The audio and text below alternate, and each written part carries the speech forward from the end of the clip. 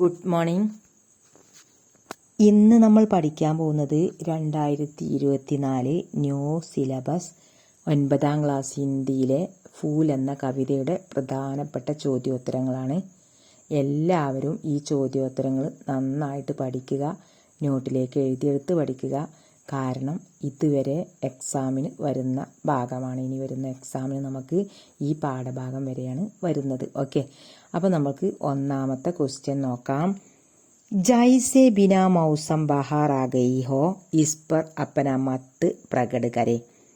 ജൈസെ എപ്രകാരമാണോ ബിനാ മൗസം സമയമാവാതെ കാലമാവാതെ ബഹാർ വസന്തം ആ ഗയി ഹോ വന്നിരിക്കുന്നത്, ഇസ് പർ അപ്പന മത്ത് പ്രകട് കരെ ഈ ഒരു വാക്ക് ഇതിൽ താങ്കളുടെ മത്ത് അഭിപ്രായം പ്രകട് കരെ പ്രകടമാക്കുക.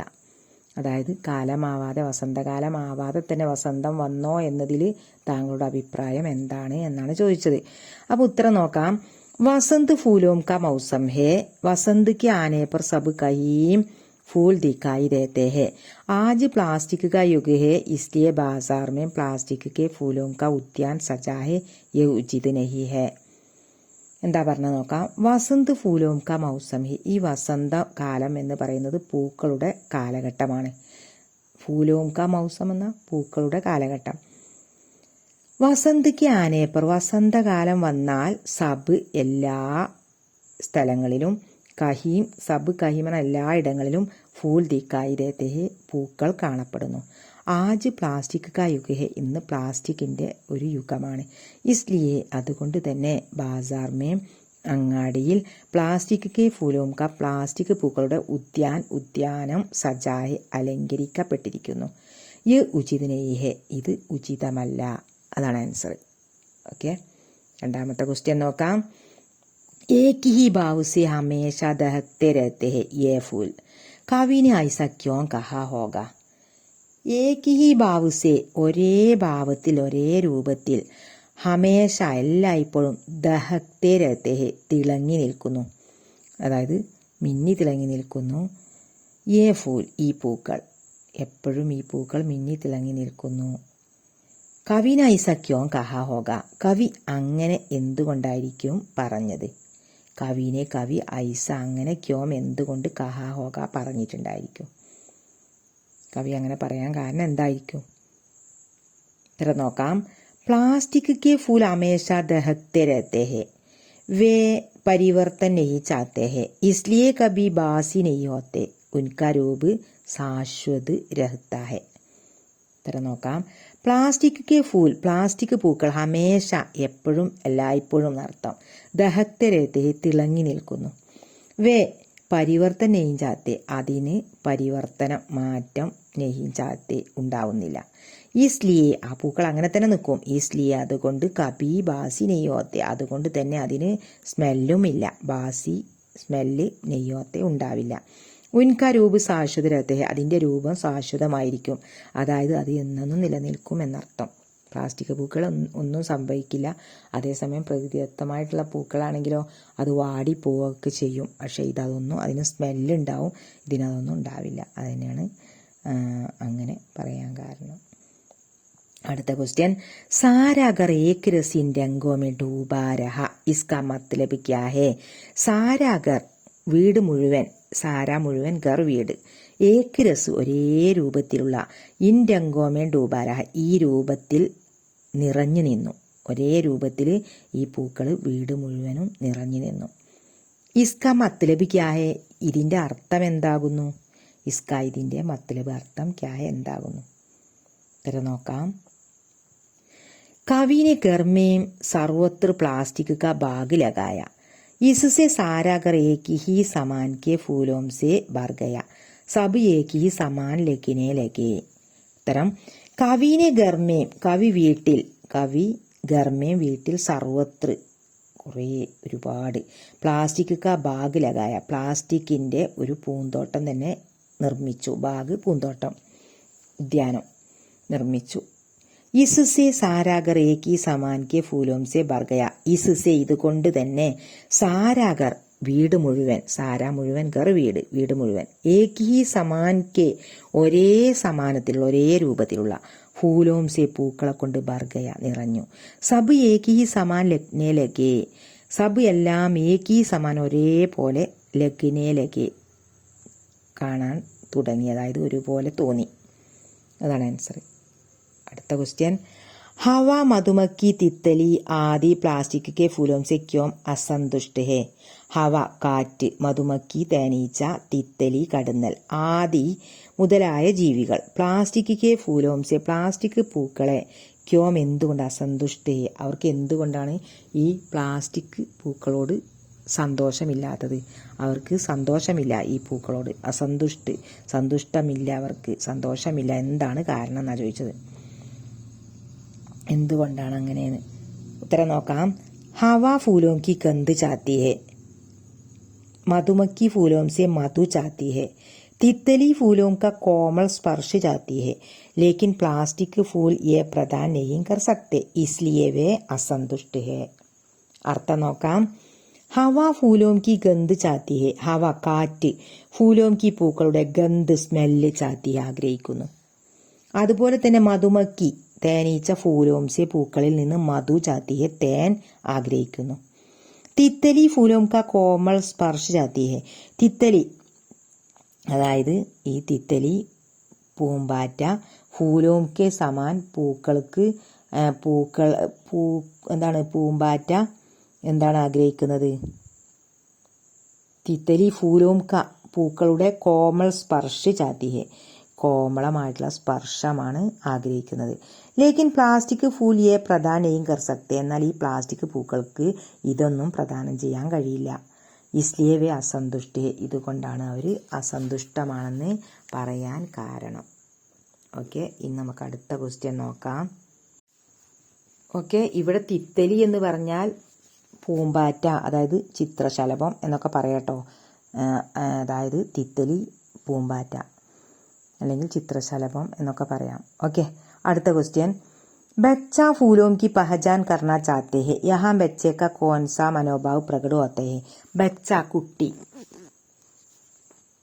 ഫൂലോം കി പഹചാൻ കർണ ചാത്തെ, പൂക്കളെ തിരിച്ചറിയാൻ ആഗ്രഹിക്കുന്നു. യഹാം ഇവിടെ, ബച്ചയ്ക്ക് കോൺസ മനോഭാവ പ്രകടോത്തെ, ഇവിടെ കുട്ടികളുടെ എന്ത് മനോഭാവമാണ് പ്രകടമാവുന്നത്? ഉത്തരം നോക്കാം. ബച്ച പ്രകൃതിക്ക് സാത്ത് തദാത്യ ചാത്തെ ഹെ, തദാത്മ്യ, वे असली फूलों को देखना, स्पर्श करना, सूंघना चाहते हैं. बच्चों का प्रकृति प्रेम ही यहाँ प्रकट होता है. അപ്പം കുട്ടികളുടെ എന്ത് മനോഭാവമാണ് ഇവിടെ പ്രകടമാവുന്നത് എന്നാണ് ചോദിച്ചത്.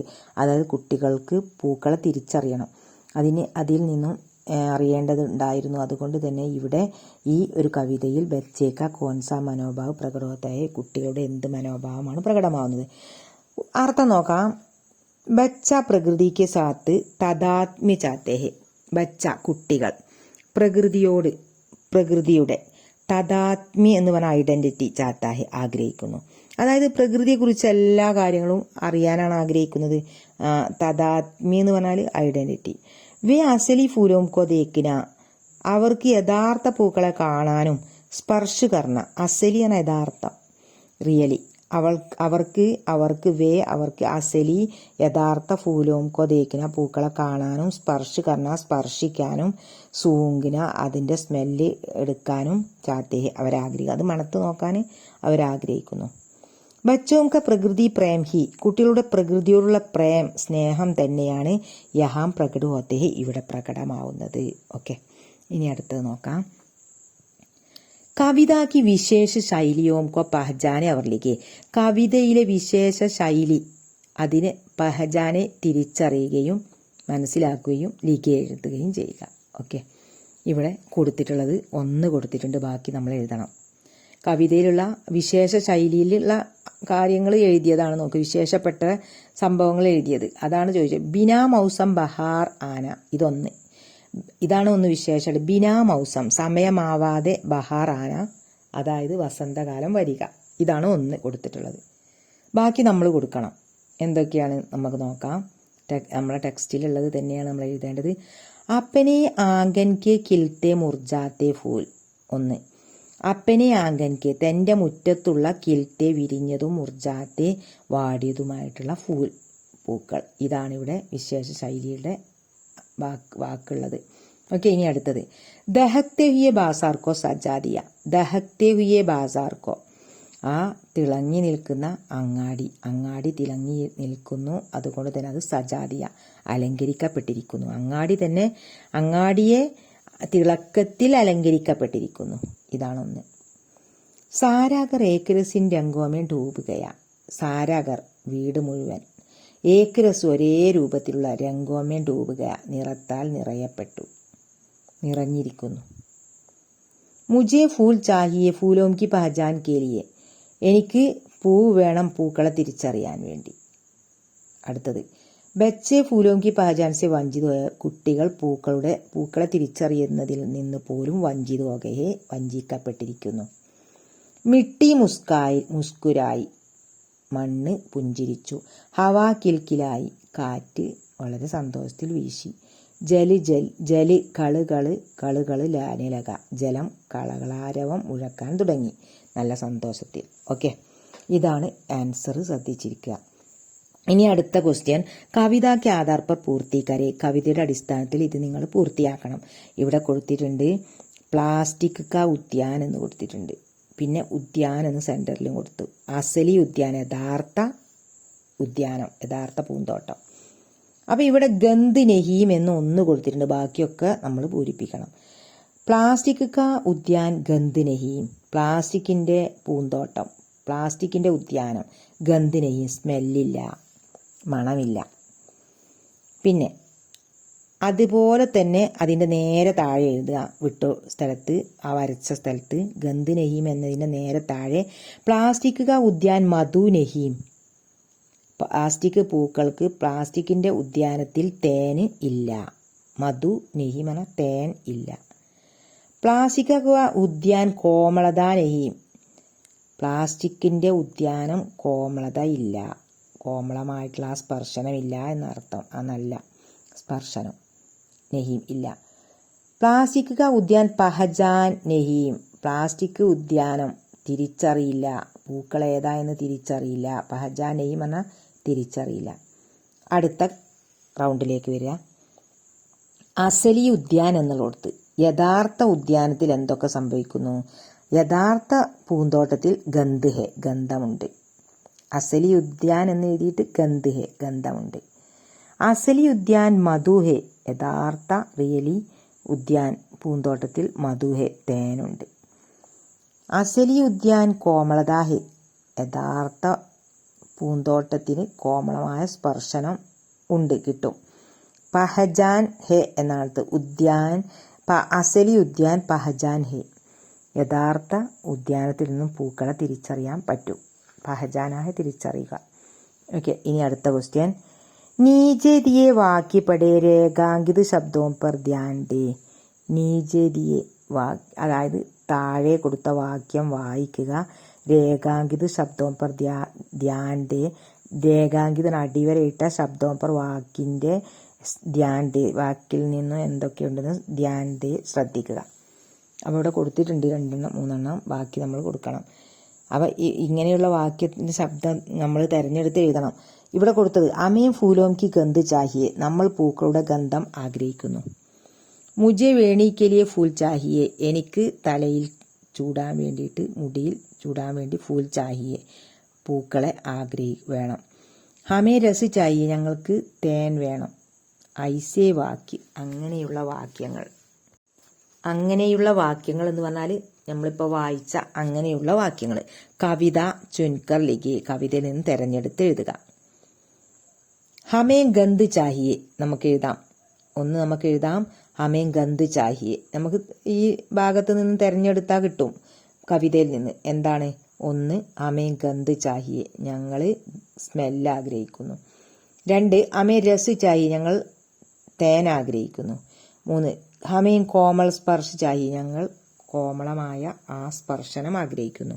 4 മുജെ പൂജാക്കിലെ ഫൂൽ ചാഹിയെ, എനിക്ക് പൂജയ്ക്ക് വേണ്ടി പൂവ് വേണം.